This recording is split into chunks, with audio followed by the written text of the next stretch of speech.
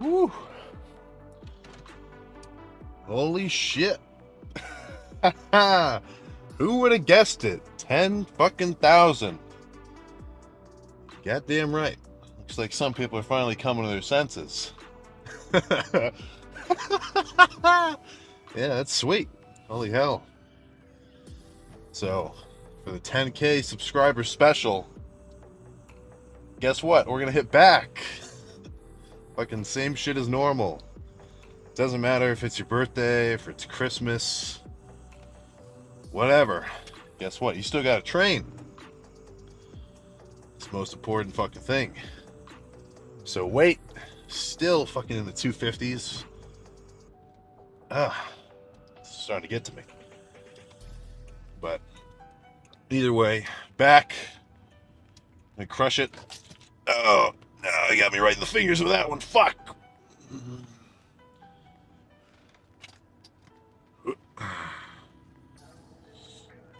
Oh, shit.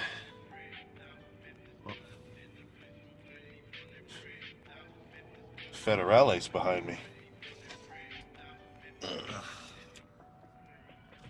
All right, so back. Same as usual, probably just gonna throw in, rows, pull downs, pullovers. Maybe do a few machines, do a few sets of free weights. Just change it up. No matter what I do, I'll end up getting a pretty solid pump regardless.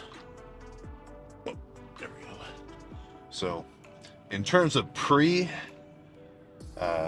what I end up doing is I just order the main ingredients in bulk, right? So I've got little tubs of citrulline, arginine, got like these caffeine capsules.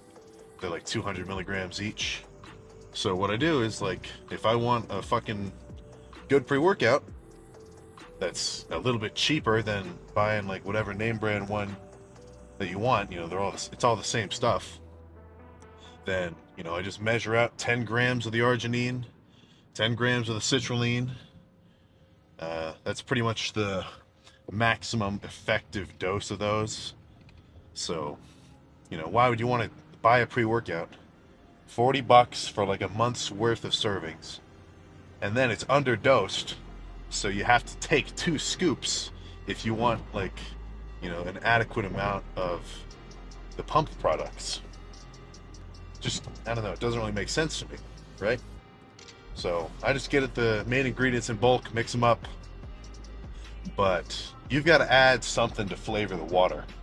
Because if you just mix up the arginine, the citrulline, and the caffeine with just water, and that was the end of it, you'd just be drinking like the most bitter chemical concoction you've ever tasted. So that's one plus with like the pre-made pre-workouts, is they actually taste good. So if you do my method, you go on Amazon, buy the bulk ingredients, you're gonna have to get either like some Crystal Light 0-calorie flavoring, or mix it up with Tang or some kind of juice. So I'm gonna finish this, then we can get over there and fucking kill back. Should be fucking sweet. Alright, so I think I'll start off with bent over rows. I'm really not a huge fan of the dumbbell bent over row. Sure, you can load up a lot of weight, but I don't know, just the action. I'd rather just do 2 arms at once, at least with a lot of the rowing movements. So I'll just sit here and kind of get everything moving on the cables for a few minutes and then get started. So same with squats. Even when I'm doing back, heavy bent over rows, I'm never using a belt. I just don't like the feeling of having that much pressure on my stomach. So for me, at least, I don't feel like it's going to be at all beneficial. But you do whatever you want. A lot of people like the belt. But you got to think to yourself, you know, do you even feel like you're benefiting from a belt? Or the fact that they're so popular now, did you just try to get one to fit in? Right? Are you a follower? You got the sheep mentality going on? Not ideal. You gotta always make sure to figure shit out for yourself. Don't just do what everybody else is doing without understanding the reasoning behind it. This is kind of a bit of a pet peeve of mine when I see, like, what I would describe as a new lifter, and they've got Inzer knee sleeves, the Larry Wheels elbow and wrist wraps, and they got a fancy ass $200 belt, and then they load up all that for a squat PR of 225. I just feel like they sort of missed a little bit of the point.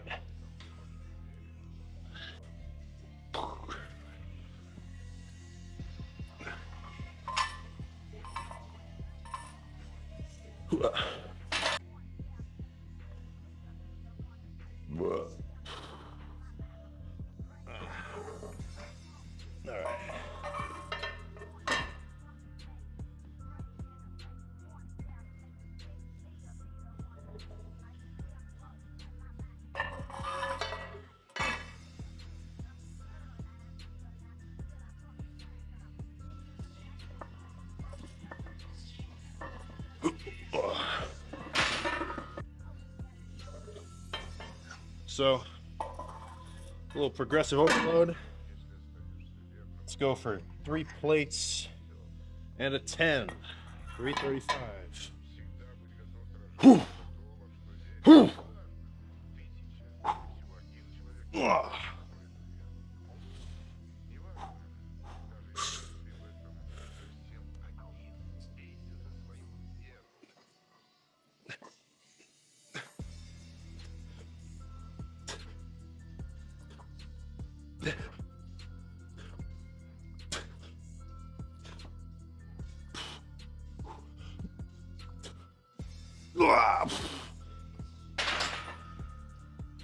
Whew. Oh my goodness. Oh. That's starting to get fucking heavy.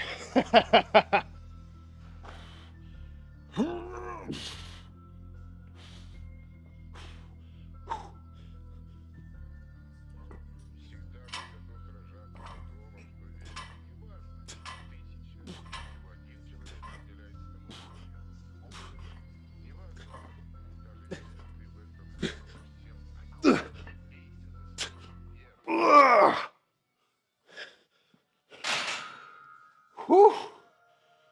Oh.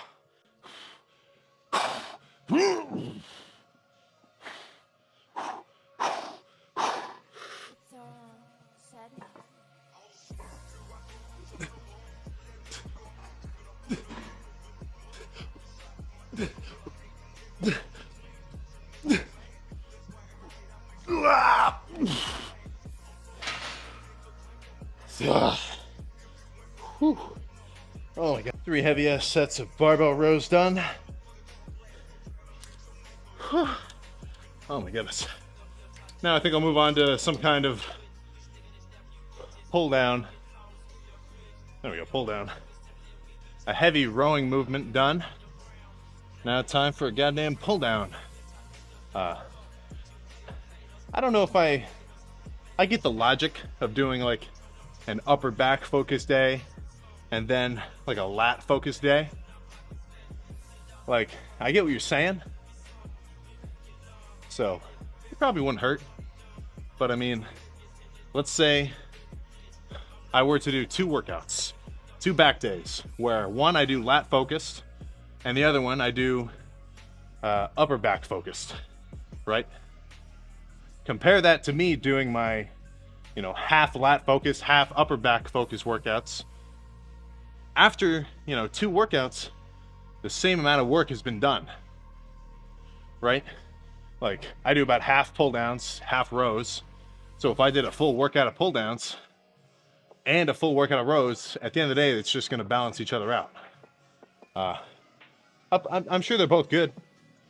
Like if you do a lat focus day and a upper back focus day, not gonna hurt you. You're still gonna grow as long as you go hard.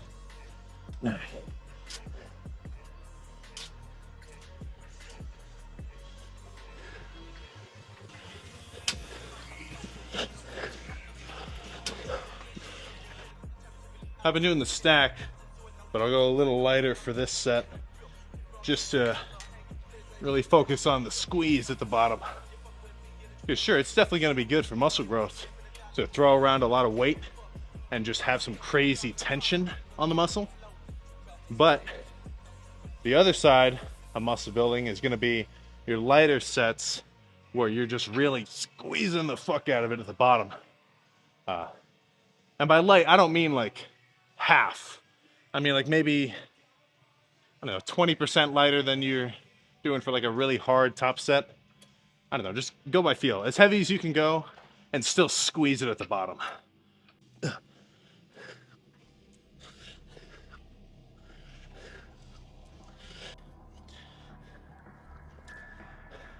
I usually advise against, setting up real complex apparatuses to do a lift, but this one I don't mind. So, you got a cable stack, they're pretty close together. You put a seat, yay far in front of them. And then, once you grab each cable, go pretty heavy. It pretty much just kind of simulates like a low to high row.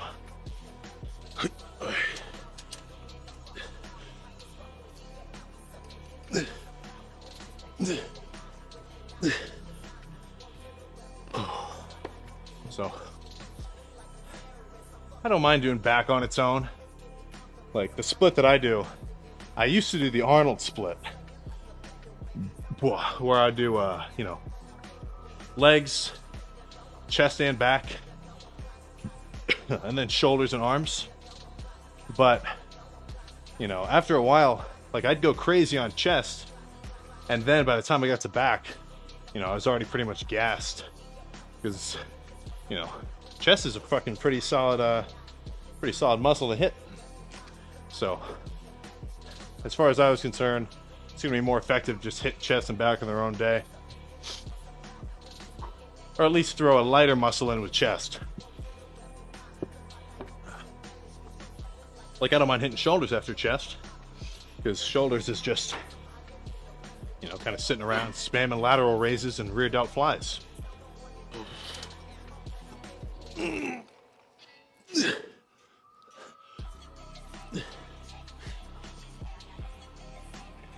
I've been seeing a lot of people make posts and it's like, God, I hate arm day. Or fucking, actually that's the main one I've been seeing. Pretty much arms and legs people don't like. And they'll say they love shoulder day best. They love chest day the most. So what's my favorite day? That seems like a foolish question to me, honestly. Like, you gotta just sort of think about what your goal is. If your goal is just to go hit the gym, be active, then, so what? You can have a least favorite day. At least you're doing it. But in the context of trying to get, huge and develop all your muscles, every day is going to be a step closer to that goal. So why would I not look forward to one specific day over another? It doesn't make sense to me. Even if I did have a day like that I didn't necessarily like or prefer for whatever reason, just the idea of me saying that, like out loud or even posting about it, that's just me like putting out into the universe, wow, I really don't like this day. I don't look forward to it at all. Okay, I guess I'll skip it. Okay, I guess I won't go as hard, right? Like you're just spreading negativity, or not even negativity, just like a bad attitude, right? Like you can think shit to yourself, but words are way more powerful to your mind than your thoughts.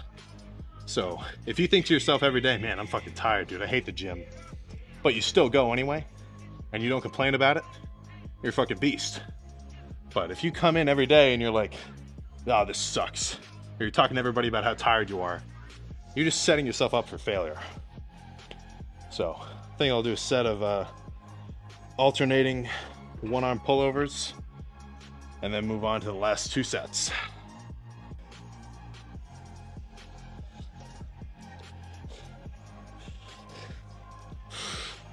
Oh.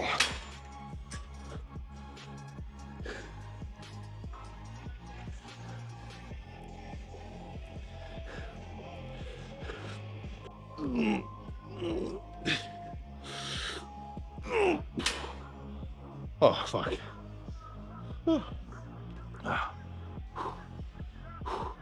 So, I like the one-arm pullovers way more than the double arm in front of you. I just feel like I can get a better squeeze. So if you try these, you know, stand right in front of it. If you're using your right arm, turn a little to the left, and then try to pull your shoulder blade backwards and imagine like sheathing a sword onto your hip. And then, you know, after you do that for a little while, you'll be able to feel your lats activate and you just go hard as fuck. I think a drop set of straight bar cable rows will be good. And then I'll decide what I want the finishing set to be. So instead of like trying to think about it right now, I'm just gonna try to focus on the set at hand. That's another thing. It's a little bit harder for me now because, you know, I got the phone going. I'm always fucking around with that, thinking about stuff to say. But when it's just you with your music lifting, you know that you'll have lifts where every set you're just kind of like you're not dreading it, but you're just kind of tired. The clock's moving slow. You know, you're just not necessarily in the zone. But the best lifts are the ones where like you're not thinking about your next sets or anything. All you're doing is like jamming out to whatever you're listening to, just focusing on the sets you've got. And then like it almost feels like that before you know it, you're done and you're checking out the pump. Those are definitely the best kind of workouts. And the way that you're gonna have that is like just focus on what you're doing, trying to go hard. I think getting in the zone with music helps. Like if you're just listening to, you know, chill kind of, you know, lo-fi, I think it might be a little harder to get in the zone. That's just your preference. But, you know, for me, I like playing hype shit, turning it up for each set, turning it down when I'm just walking around. So again, I mean, your internal energy level, even if, like, let's say you had 2 cloned versions of yourself. They both ate enough food that day. They both got a good amount of sleep. And one of them is like, you know, he's, whatever, time for the gym, let's go. And the other one is fucking excited. Who do you think is going to have a better workout? Who do you think is going to grow more in the long term?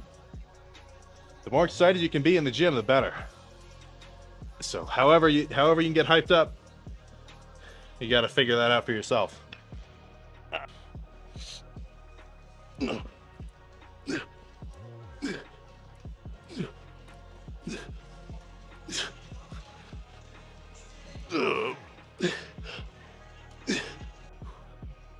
Last set of back. Gonna do a set of set of straight bar pull downs, and then go jump onto the cable machine and basically do like single arm cable pull downs.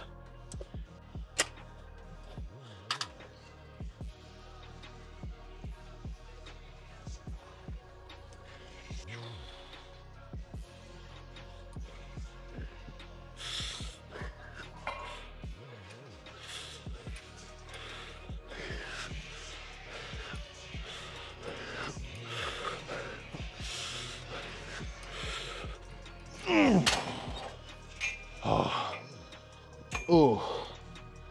All right, and with that, back is fucking done. Let's see how just the shirt outline is looking. Did it rip?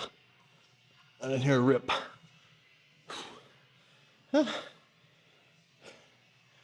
Oh. That was definitely a good ass back day. I'm glad I went heavy on more than just one set of those barbell rows. Because for a lot of movements, after you do it, like, let's say you're warmed up. Once you do that first heavy set,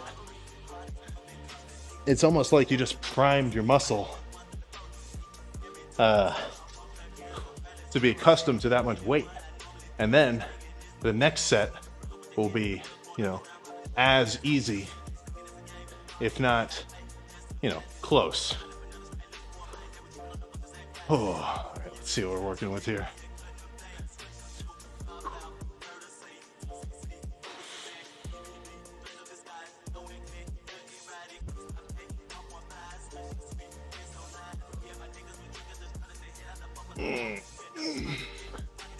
Ooh. Ooh. Oh my goodness.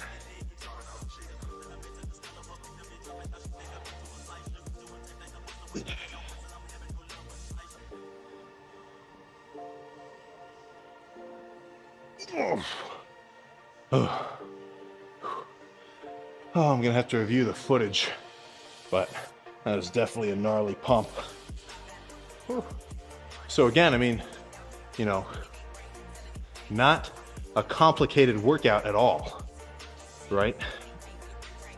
I give myself a few constraints, which are, about 11 sets per lift. Well, exactly 11 sets per lift. Make sure to start off with really heavy sets, and then make sure to have a crazy pump by the last set. So, in terms of the volume of sets that you should do each lift, pretty much the, basic rule of thumb is you're gonna wanna do about 20 to 25 real working sets per muscle group per week, right? So if you, aren't mathematically challenged, you should be able to extrapolate that data and figure out how many sets you should do per lift if you should be hitting everything twice a week, right? So 20 to 25 sets per week. And let's say I gotta do biceps twice a week. How many sets of biceps am I gonna do each lift? That's gonna be like about 10 to 12, which is about right. Because by the time you've done, 10 to 12, I'd say even 8 to 12 would be fine. By the time you've done that many sets for a specific body part in your lift, and they were actually real sets, you will have done enough work to stimulate growth. And a little sign that your workout's pretty much done is by the time that you're fully pumped. Because if you keep trying to push past, your maximum pump, like let's say I'm doing arms, let's say just biceps specifically. I get to set 11, my last set, I just slam the fuck out of it, whatever, fully pumped, skin's getting real tight.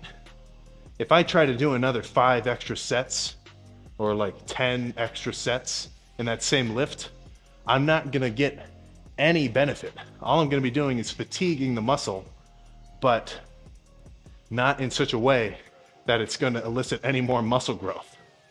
So, 3 basic rules. A few basic rules. If you're just starting off lifting, you need to understand what's going on. Just do push-pull legs or the Arnold split. Doesn't matter. As long as you hit everything about twice a week. Make sure to go heavy on your compound lifts. So if you got chest, do some heavy pressing. Make sure you do at least a few sets as heavy as fucking possible. Don't just do all light fly movements. For back, do some heavy rows. Legs, heavy squats. And then towards the end, to get a crazy pump, do some more isolation movements, like pec deck, or pullovers, or leg extensions. If you lift heavy, and you got a pump, and then you're done, that was a successful workout. So, I got the Arnold in the morning. That shit's gonna be fucking fun. I guess if you're watching this now, it will have been, well, yeah, I guess I'll this will be posted by the time that I'm just sitting there. So if you got the notification that this video is posted, I'm at the Arnold for at least Saturday. So if you see me running around, I'm gonna be wearing the standard fucking hat, blue shirt, another pair of my gray sweats. So flag me down, take a picture or something, that'd be fun. So I'm gonna go finish calves and then get in the car. Boom! Back, calves, done. Let's get the fuck out of here. Whew. That was a really good back day. I was feeling super hype. Nice. Pump, freaky. Not so veiny as, you know, on a calorie deficit. But, you know, if you want to get big, you gotta be able to part ways with being like diced. I think that's a huge problem right now, in terms of like just the general, like psyche, like the general mindset of the lifting community is, you know, nobody's out here telling people, well, at least not like crazy mainstream super often, that if you're a new lifter, shit, man, you gotta just focus on gaining mass, right? If you gain, you know, if you can get up to, I'd say 180 pounds, lean, that's pretty good. I was about 185 or so lean, I don't know, a while ago, a long while ago. But yeah, shit, you know, you look good in the gym, you fucking, actually, you know what, no, this goes against my whole, forget all that. You want to be as heavy as humanly possible. No, but okay, back to the point I was saying.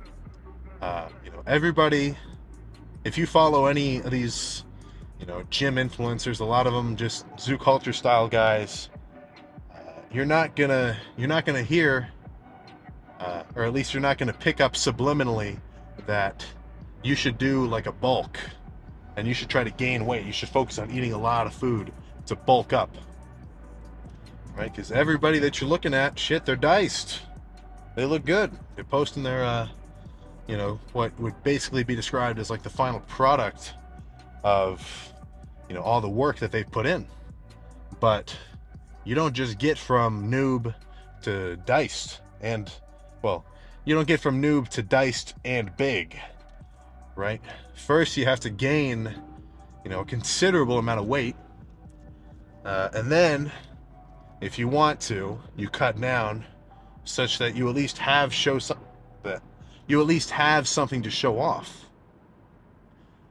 You're not just gonna stay lean year-round and gain muscle over time. That's not how it's gonna work.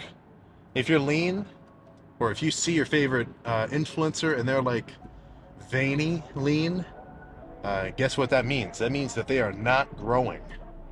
Oh, for the most part. That just means that what they're doing is just to maintain what they've already built. So if you were to try to just copy their workouts exactly and like copy their diet tips exactly, guess what's gonna happen? You're not gonna build shit, because all you're doing is following the steps to maintain a physique that's already been built, right? If you want to get big, you gotta watch some more educational shit. Like when I started, I remember I got a lot of good information from Jeff Nippard. Very smart guy. Well, he has a lot of very good information in terms of like beginner tips and stuff like that. You know, he's gathered a lot of really good info, and he makes videos that are pretty easy to digest. So if you're like a total beginner, you don't know jack, I'd say look up like Jeff Nippard, how to start lifting or whatever. Shit like that. Because that stuff is going to be purely education. And if you're just starting out, the more information that you can absorb and like retain, the better. The better. Because then that's going to get you started on some actually progressive habits, you know, making sure you sleep well, You hit every body part effectively. You rest. You make sure you eat enough food and you eat the right sorts of foods, at least in terms of like macros. You know, you eat enough carbs and fats and proteins. Because if you just go into it like you just watch Rocky 4 and you're hyped, guess what? You're not going to get big at all. It's not just, I think I said this either in the last video or before. It's not just you go in, you say you're going to fight your demons, and then you go hard and you play like loud ass funk music and you max out your bench for the second time this week. That's not going to get you fucking anywhere, right?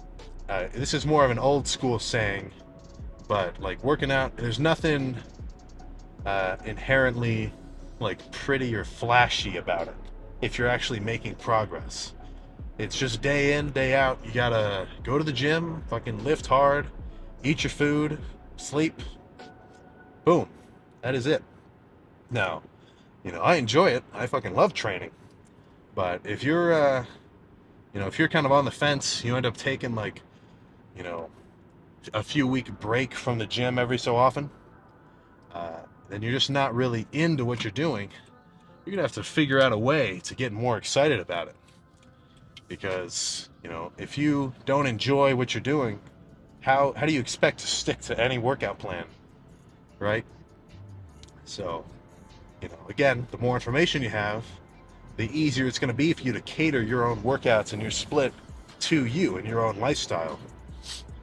So instead of just following some, you know, schmo who tells you like this for your workout plan, you know, unless you like paid a coach and he's, you know, looking at your whole, and you tell him everything about yourself, you're keeping him updated, whatever, you know, just any kind of generalized workout plan, it's not going to be perfect for you specifically.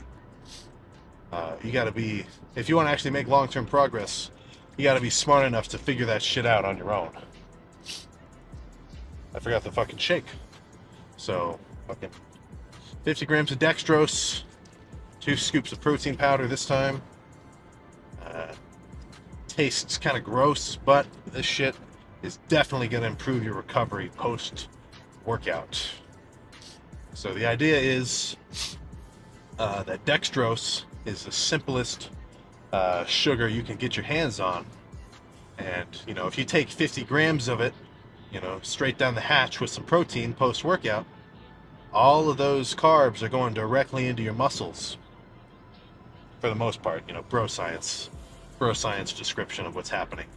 And that's basically just going to jumpstart your recovery rather than, you know, waiting an hour and a half before you get home and shower and then have your post-workout meal. So, you know, this is kind of getting into the anabolic window. You'll hear people talk about like, oh shit, you got to get your post-workout meal in like seconds after you're done with your lift, or you're leaving gains on the table. To an extent, I fucking believe it, you know? Not to say that, like, if you work out and then you wait 2 hours before you eat, the workout won't have been effective. Like, you'll still have built, you know, your little bit of muscle, you'll have stimulated growth, but your recovery won't have been ideal, right? Pretty much as quick as you can, you're going to want to get some dextrose and some protein in. That's going to be the best case scenario. So let me try to just fucking chug this shit without crashing.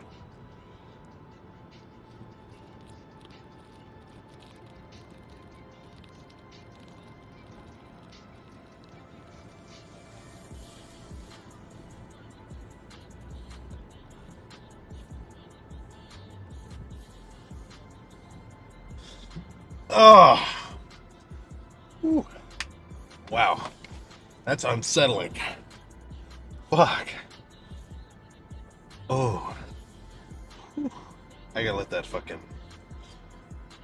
Oh, gross. Another thing, there's a few aspects of lifting where you're gonna benefit from just being able to, you know, man up and do it. Like in terms of that dextrose shake, or you know, whatever, like putting meals down to the point where you're uncomfortable, you know, you're uncomfortably full. That's just shit that isn't, you know, you can't just make it too easy. You kind of just have to do it. So, you know, if you can build up a tough mindset like that, just try to, you know, adapt a whatever it takes mentality, then that's going to be better. It's going to be, it's going to make it easier for you to achieve your fucking dreams. Well, dreams, okay. It'll be easier for you to achieve your goals. Let's say that. Let's say goals. Which, in this instance, is going to be muscle growth. So I'm going to fucking get home, go to fucking bed, take my vitamins. I guess I'll take my vitamins first, then go to bed. And then Arnold tomorrow. Maybe I'll get a few little vlog style clips. Maybe not. I'll definitely take a shit ton of pictures though if I see people. So I'll fucking see you next time, god damn it.